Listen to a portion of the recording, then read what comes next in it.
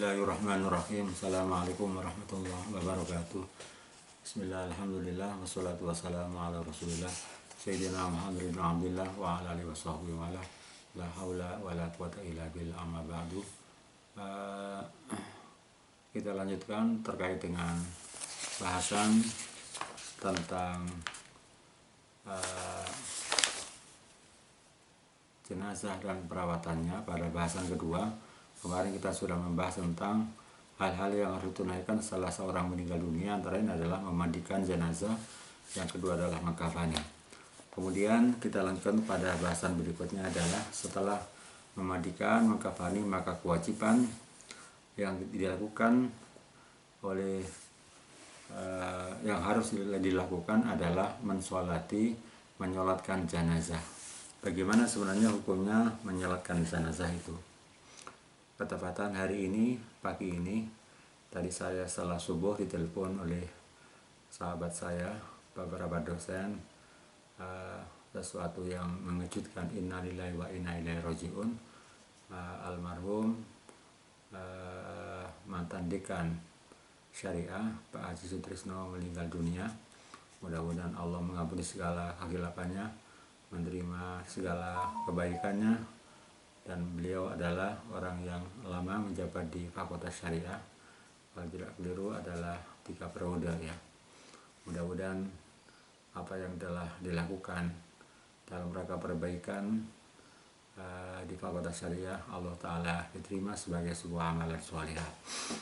Lahul Fatihah. Alhamdulillah.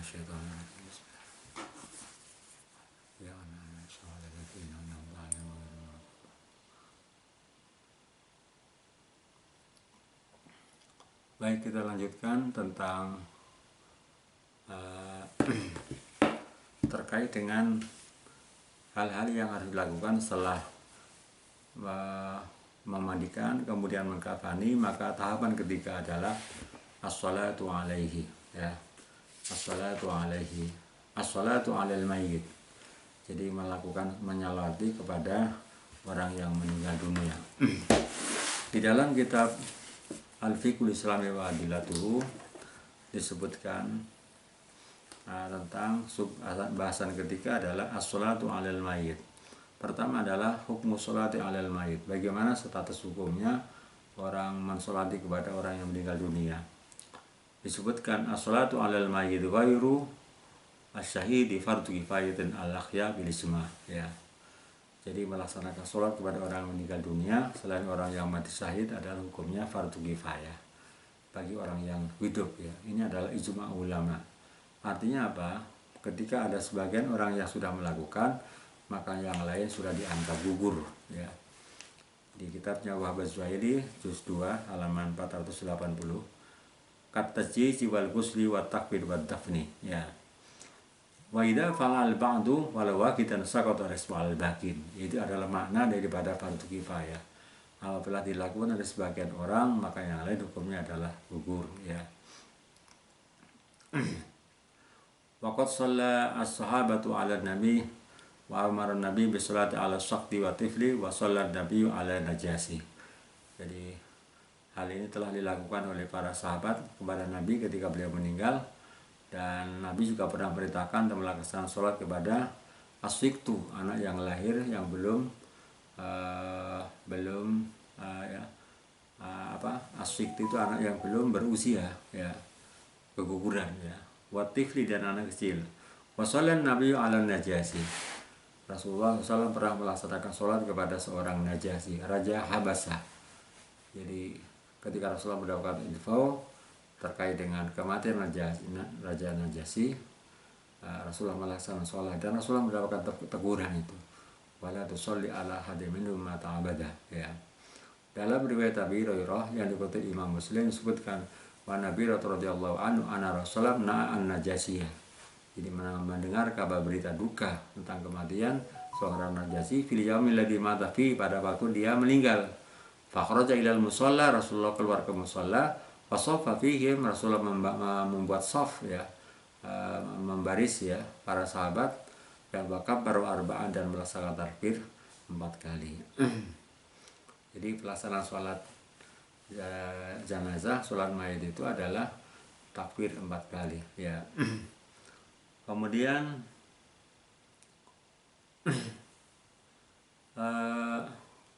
disebutkan dalam kitab Al-Fiqhul Manhaji, wala tasiqu ila ba'da ghusli, dan tidak sah salat mayit itu kecuali setelah dimandikan. Wa kaifiyatuha kama yali, adapun caranya sebagai berikut. Pertama adalah yukabbiru takbiratul ihram nabiyan salat 'alal mayit. Jadi melaksanakan takbiratul ihram, niat melaksanakan salat kepada orang yang meninggal. Yaitu kita caranya adalah kita niat di dalam hati kita bahwa kita melaksanakan salat takbiran kepada orang yang meninggal, itu hukumnya adalah fardu kifayah. Itu yang pertama. Kedua, meletakkan kedua tangan kita di dada kita sebagaimana biasa ya.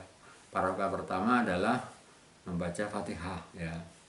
Kemudian pada rakaat kedua adalah membaca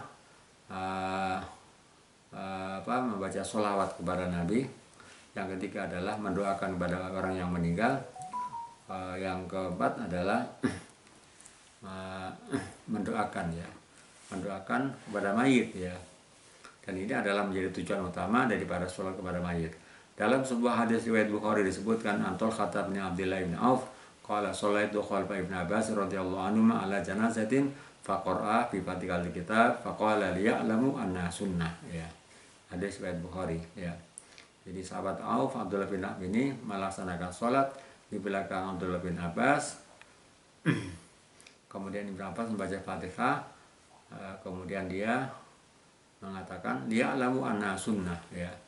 Dalam riwayat yang lain, dalam Imam An-Nasai meriwayatkan dengan sanad yang sahih yang bersumber Abi Imamah Ibnu Sa'ad radhiyallahu anhu akhbaru ar-rajul bin sallam anna sunnata fi sholati al-janah ayyukabbiral imam ba'da takbiratul ihram ayyukabbiral imam summa yaqra'u bi fadhil kitab takbiratul ula sirron fi nafsihi ya.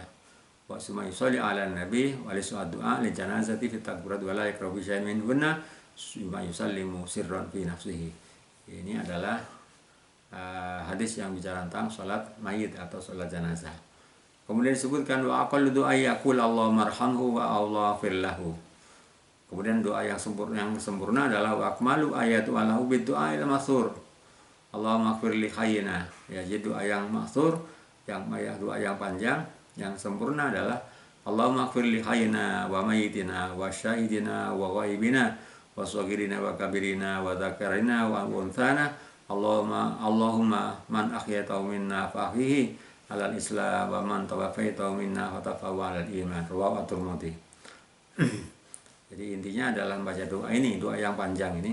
Ya Allah, Allahumma ighfir li hayyina, ya Allah ampunilah kepada orang yang masih hidup dari kalangan kita, wa mayyitina, dan orang yang meninggal di antara kita, wa syahidina, dan orang-orang yang masih ada di antara kita, wa ghaibina, dan orang-orang yang tidak ada di antara kita, wa shaghirina, dan orang-orang kecil, wa kabirina, dan orang-orang besar, wa dzakarin, dan orang laki-laki dari kita, wa unsana, orang-orang perempuan dari kita. Allahumma man ahyaytahu, ya Allah kepada orang yang kau hidupkan minna dari kalangan kita, fakhi maka hidupkanlah ya Allah kepada orang tersebut al-Islam, untuk selalu komitmen mengikuti kepada ajaran Islam. Wa man tawaffaytahu, dan kau yang telah kau mematikannya, fatawaffahu al-Islam, semoga kau mematikannya dalam keadaan iman, fatawaffahu al-iman.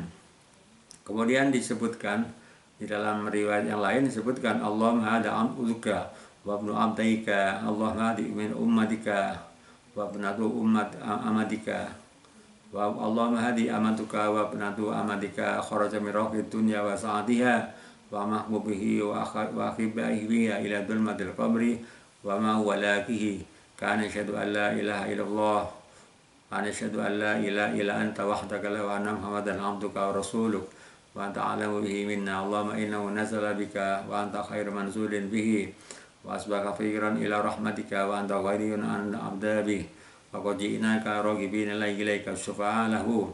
Allahumma in kana muhsinan fasid fi ihsanihi wa in kana musian fasazat anhu wa laki bi rahmatika wa ridhaka wa ki bi tanzal qabri wa adabah wa afsala fi qabri wa jafi ardu an jambihi wa laki bi rahmatika alamna min adabik hatta tab'atsahu ila jadika ya arhamar rahimin. Ini adalah doa yang sempurna, yang panjang. Ini adalah doa-doa ketika setelah menyolati pada takbir yang ketiga ya. Kemudian di dalam riwayat lain disebutkan wahadil adiyat il taqat asyabi rahmin majmu'i al-akhbar. Di antara doa riwayat Imam Malik Auf bin Malik radhiyallahu anhu sallallahu alaihi wasallam an jalan basami aku Allahumma ighfirlahu warhamhu wa'afi wa'fu anhu wa akrim nuzulahu wa wasi'mat udkhalahu wa aksil bil ma'i wasalji wal baradi wa naqi minal khataaya kama yanqas sabul yadi minad danas wa abdilhu lahu daron khairan min dari wa halan min khairan min ahli wa zawjan khairan min zawji wa adkhilhu jannata wa qi fitnatal qamri wa adzaban nar. Ini adalah pada takbir yang ketiga. Kemudian pada takbir yang keempat ketika sholat mayit, sholat jenazah itu berdoanya Allahumma la takhribna ajrahu wa la taftina ba'dahu waghfir lana wa lahu. Nah setelah itu adalah ditindaklanjuti dengan summa yusallimu taslimataini an yamini wa yasari kullu taslimatin ka taslimati shalawatil ukhra. Kemudian adalah melaksanakan salam ke kanan dan salam ke kiri. Ini adalah tahapan kedua adalah menyolati kepada mayit ya. Kemudian di dalam sholat bahwa sholat jenazah itu sholat mayit hukumnya adalah fardu kifayah. Tetapi menurut Imam ulama Hanafiyah dikatakan fardun ala kulli muslimin mata ila arba'atun. Menurut jumhur ulama bahwa sholat jenazah hukumnya fardu kifayah. Tapi menurut Imam Abu Hanifah hukumnya adalah fardun ala kulli muslimin. Kecuali hanya 4 orang, yaitu adalah al-bughat ya, orang-orang yang memberontak, wa quta'ut ya, orang yang melakukan begal ya. Wa idza qatalu fil harbi wa ahlul asabiyah wal mukabir fi Misr lailan bisahalin ya. Itu adalah al-bughat wa quta'ut thariq wa ahlul asabiyah wal mukabir fi Misr lailan bisilafin ya.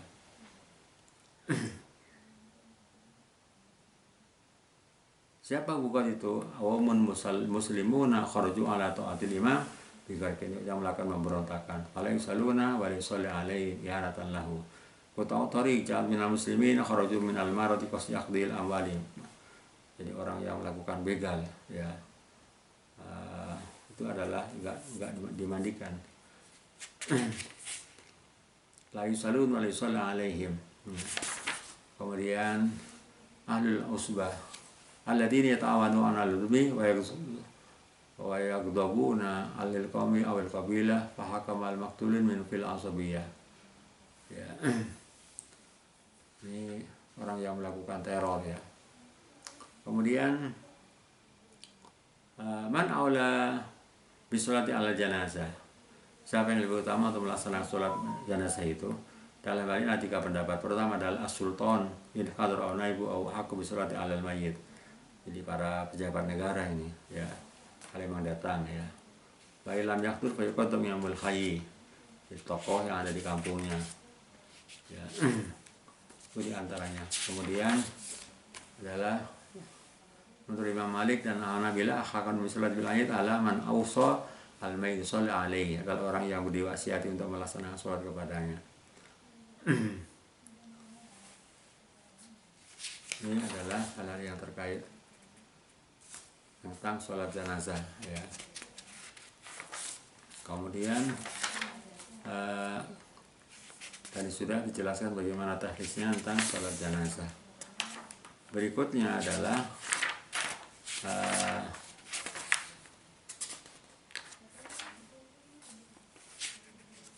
bagaimana belum dijelaskan tentang posisi berdirinya imam dari sholat jenazah ya.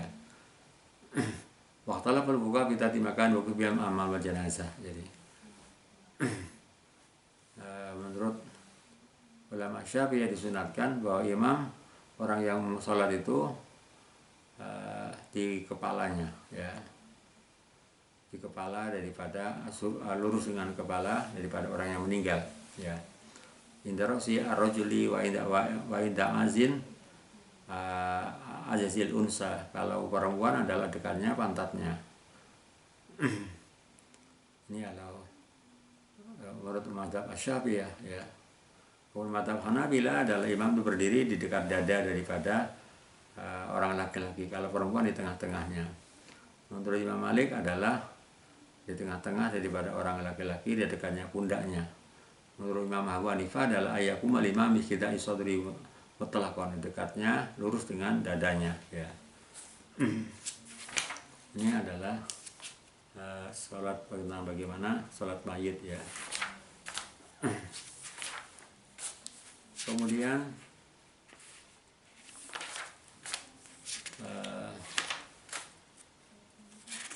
tentang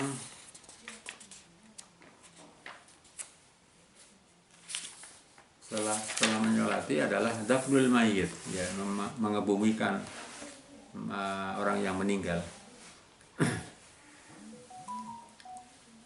Mengebumikan kepada meninggal, orang yang meninggal. Wa qallu ma yajibu fi dafnil mayit ayudfana fi kufratin tamna insyarah ikin wa tamna tasallut tasbiha alaihi mustaqbilan fi al-qiblah. Dalam kitabnya di Bukhari disebutkan minimal yang harus sesuatu yang harus di dalam mengubur atau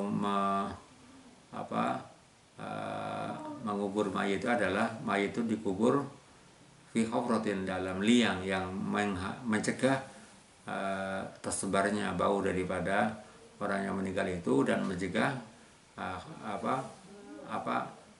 di binatang-binatang buas untuk mengambil atau untuk mengambil kepada orang yang meninggal itu, dengan mayit itu diarahkan ke kiblat ya, diarahkan ke kiblat. Kemudian pertama adalah langkah-langkah yang harus dilakukan adalah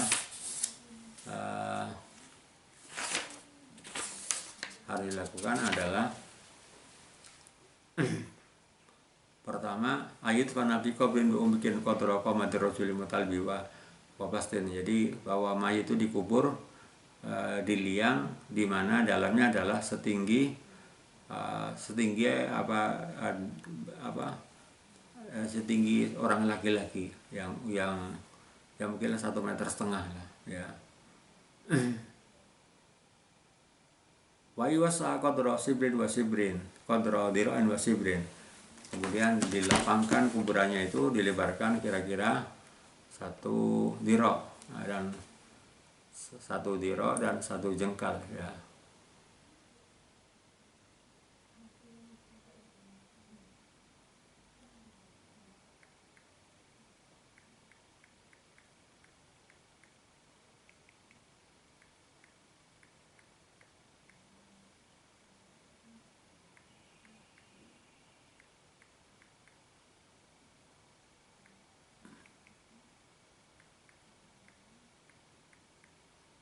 Kemudian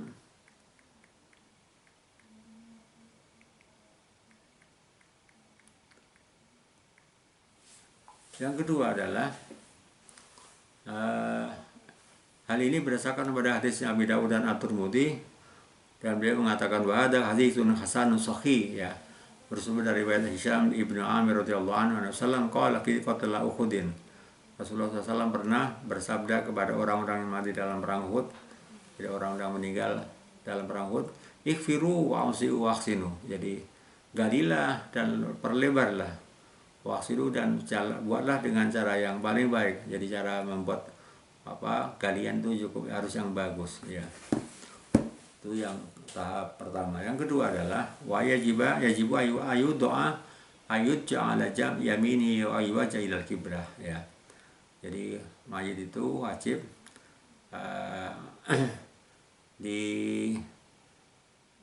ditidurkan ya, al yaminihi ya, wa aywaja ilal kiblah, yudja'a ala yamin, tidur miring ya, dan diarahkan ke kiblat ya.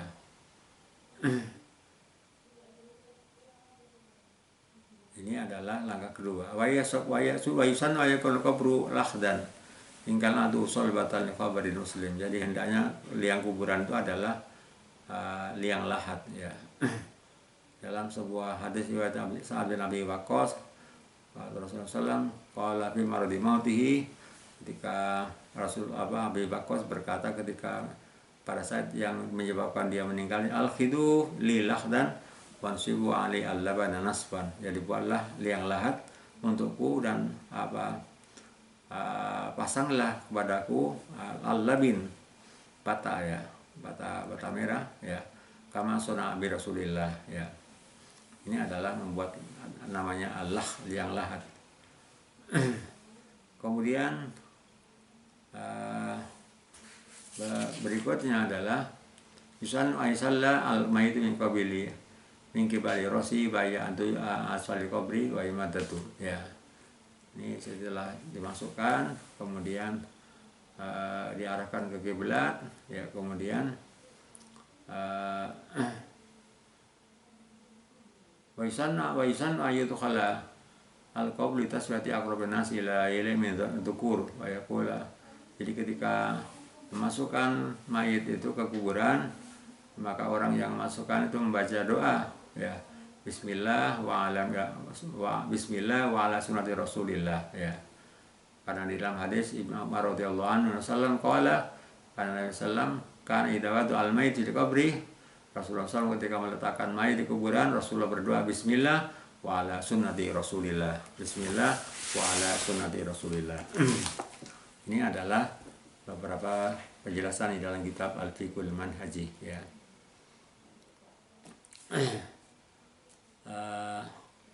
Berikutnya adalah tambahan dari keterangan tersebut.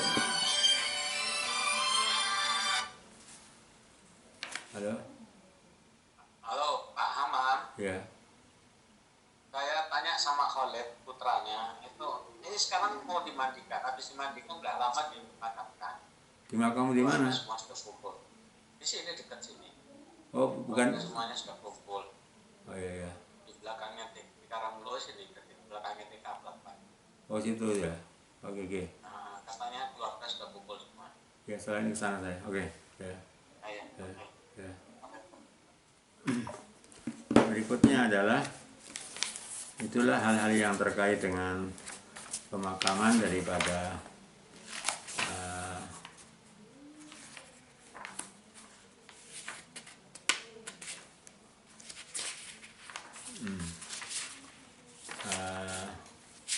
orang yang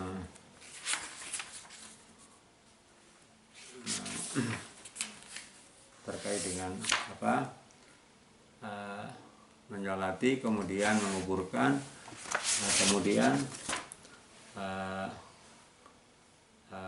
syarat-syarat rukun sudah dijelaskan tadi itu. Hal-hal yang terkait dengan perawatan mayit sudah selesai. Kemudian mendoakan kepada mayit ya. Kemudian